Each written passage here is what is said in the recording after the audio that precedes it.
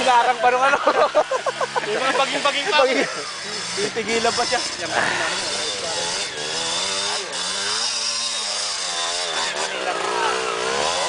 Wala. Plato na. Langgana na ngayon eh. Yun ang plato yan eh. Hindi ba lagal-lagal ko? Okay, Yarlin.